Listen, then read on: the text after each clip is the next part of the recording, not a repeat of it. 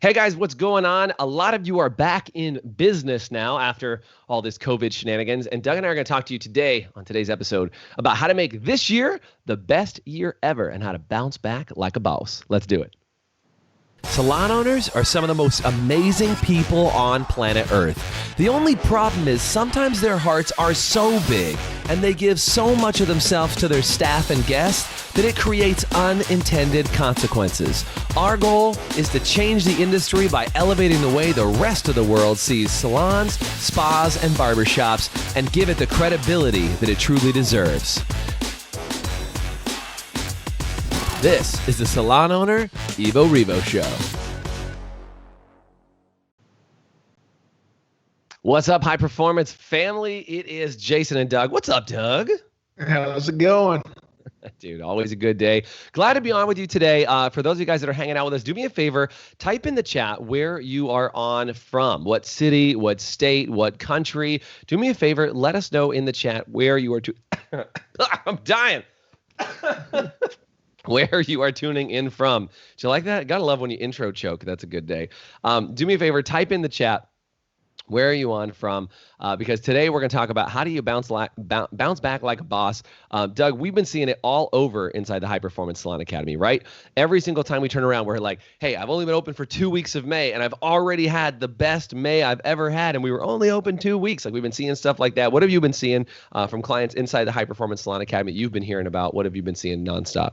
Yeah, I mean it's the best ofs. I mean it's the screen roll for best ofs, best of days, best of RTS, best ever RTS. Yeah, it's best month we've ever had, best week we've ever had. And I mean we know it's not going to maintain those, but a lot of things are up. It's that I think the trick is how do we capture that, use that to launch us forward even further now that we're back. Right. But it's people have really been, because people, I know that things like, are people going to come back to salons? Are they going to want to be in that Cut environment? their hair at home forever? The answer is yes, they want to come back. And yes, they're willing. And yes, they see you at a higher level than they've ever seen you before. Totally. So it's really just been, every time I turn around, someone's like, wow, it's the best RTS we've ever had.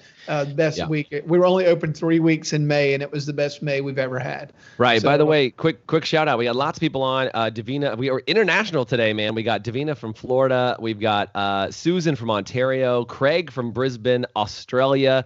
This is a good show. We got international already. Yeah, and I think that idea of making sure that you have this best year ever is like you're gonna be flooded with a couple things. Number one, you're gonna be flooded with challenged obstacles and new problems, but you're also gonna be flooded with cash and opportunity, meaning your business is going to have more money right now, and you're going to go, well, look, I just saw some new stuff going past in the United States here, Doug, that they're talking about reducing the requirements for the PPP money, and they're dropping it down, or they're allowing you to use more of it for your payroll, and they're offering better incentives. So you're actually going to have more access to cash than you've ever had before. And so let's say you get an extra $100, or you get an extra $1,000, you get an extra $10,000, or an extra $100,000.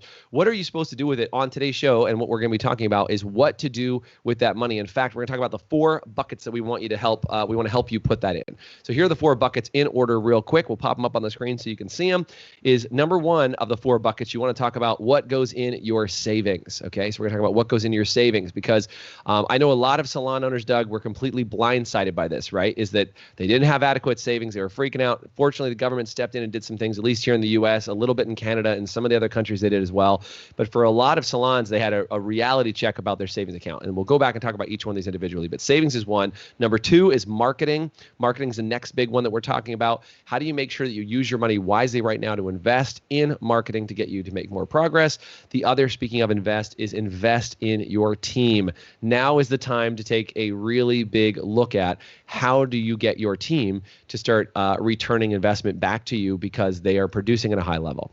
And the 4th one that we want to talk about today is how do you spend money and put it in investing in yourself, because Doug, most people forget to invest in themselves. They're out there, and again, if you have extra money, just being real honest, for a lot of people, when you have extra money, you might spend it. If you've spent stupid money on stupid things before and been like, I should have invested that, do me a favor and say spent it in the chat.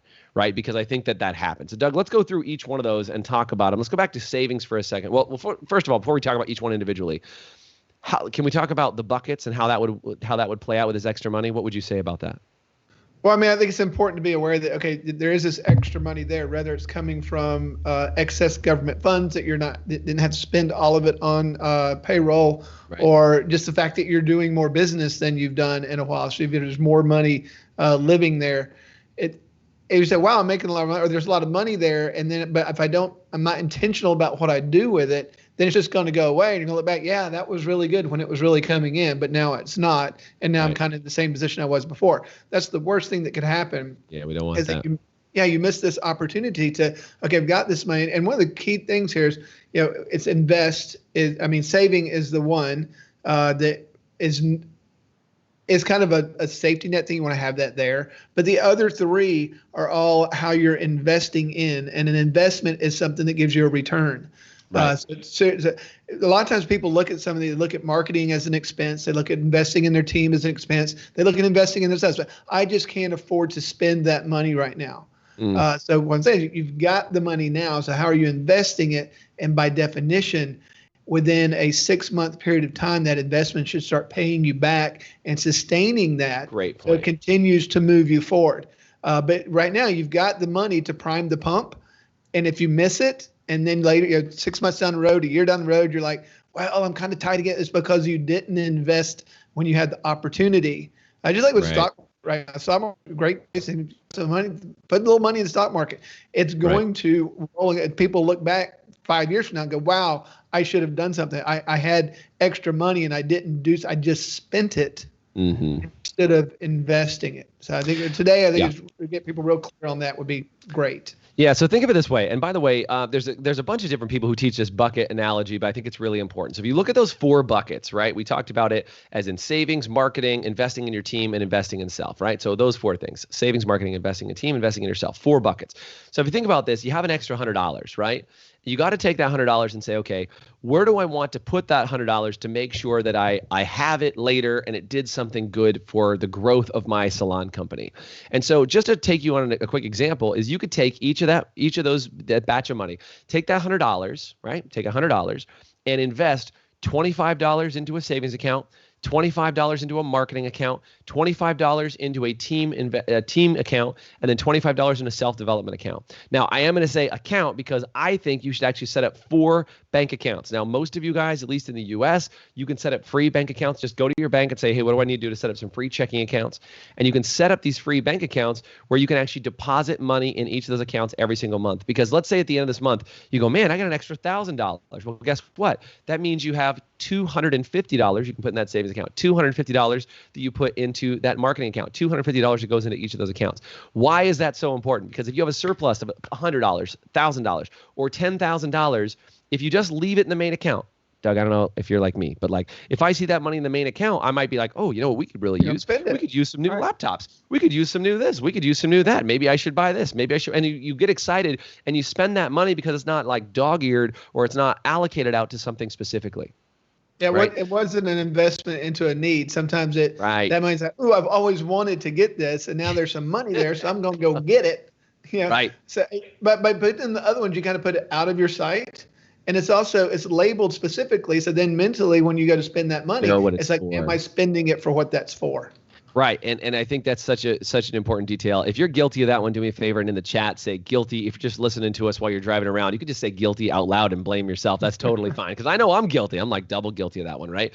Is if the money's there, I spend it. I talked about that before. It's like the bank account cowboy. I'm like, there's money in the account. Yeah. And I like spend it like I'm crazy. And so we've really gotten to the place where if I put it in a bank account and label it and know what it's there for, whether that's a vacation or other things in your personal life or in the business you spend on these things. Doug, you hit on a really important topic I want to go back to. You hit on a really incredible topic about return on investment for investing in marketing, investing in team, and investing in self. I want to talk about that because, I've taught marketing for almost it's been 12 plus years now, and have been doing marketing since I was about 17 years old because I'm just obsessed and dorky about marketing. I've got marketing books behind me. Like I love marketing, right? The biggest thing that I see what happens with people is they say, well, I don't have a marketing budget. And we're going to talk a little bit about kind of the percents that we use on these things. But let's talk about marketing because I happen to be here, and then we'll talk about savings and how do you budget for it. But sometimes, and again, Doug and I both have marketing backgrounds, and when we used to work in marketing, advertising, and radio and television, all those things, is that they say, look, you can take between 3 to 5% of your gross monthly revenue and recycle that back into marketing and use it. Now that's kind of a general guide, 3 to 5%. Some people say even, I know some companies that spend 10% of their monthly revenue back on marketing. It depends on what your threshold and tolerance is. But I like talking about something called an infinite advertising budget. Infinite advertising budget. What that means is if I have $100 to spend on marketing, I spend that $100 to make $100 back. Now, if I spend $100 and make $100, guess what I can spend again? That $100 again, and the $100 again, and the $100 again, and the $100 again. So I think for a lot of people, they misunderstand that if you do marketing correctly, you should have an unlimited advertising budget. Now, right now, we're spending a lot of money on advertising, and we're helping grow and showing people what we can do and doing all these things because every time we spend money, that money gets returned, and you can kind of keep it in a cycle. So the same amount of money that you use every single month should be in a cycle, getting a return on investment or growing what you're doing. So if you spend that $100 and you make $110 every time, well, guess what? Well, now I've made $10. I can spend that 100 and I've kept 10, and then spend it again and make 20, and spend it again, make 30, and spend it again, make 40, and it amplifies and it grows, which is kind of the same concept, Doug, that we're talking about when you invest in your team and you invest in yourself. Because sometimes people go, well, look, if I'm going to pay a couple $1,000s to go through some coaching, or I'm going to pay a couple $1,000s to, bring in somebody to do a class inside my salon, whether it's in person or digitally, or fly our team to go do something.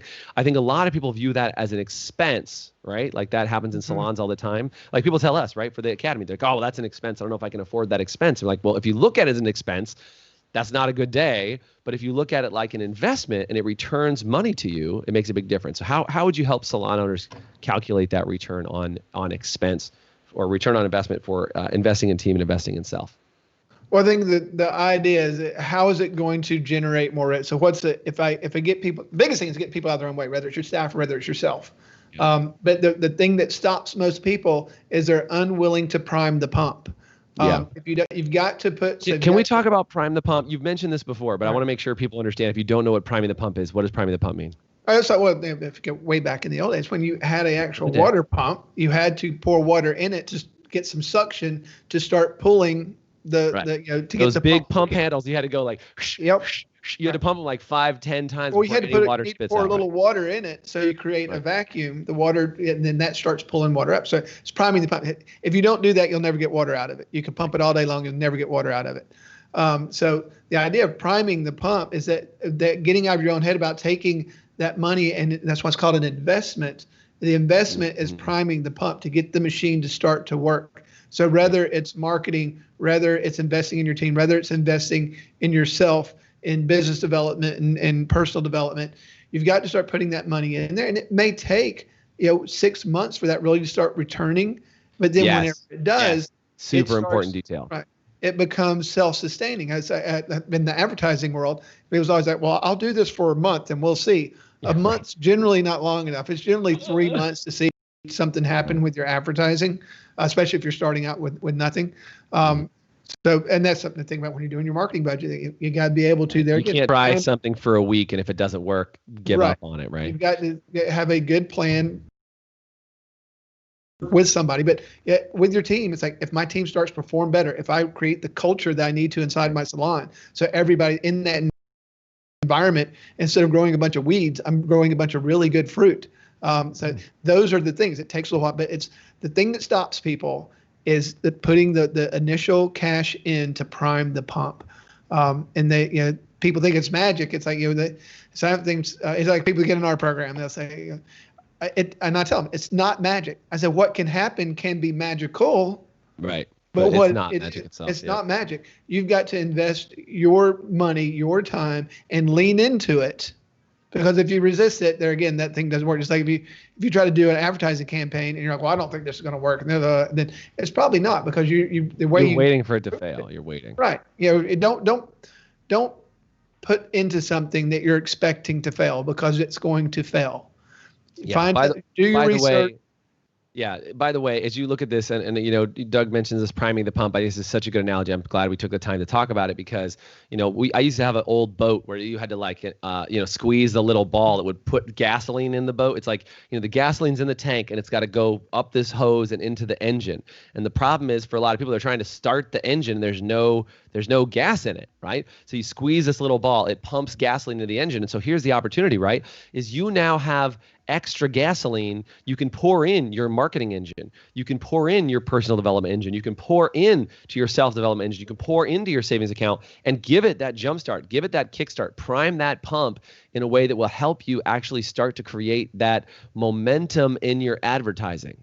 Now, Doug, you mentioned this earlier when we were talking just before we started the show here. By the way, if this has been helpful for you, would you guys do me a favor and say helpful? And if you want, I will also say this too. If any of you guys want more support with how do you figure out these accounts, these numbers, and what you can do and how do you do it, type in the word support in the comments section and we'll have somebody from our team reach out and give you some advice on that, because I think there's so many things that you can do here that if you do them right, it can be the best year you've ever had. If you don't do them well, right? Judy said, prime the pump. Put that comment up on the screen. That's awesome. I love that.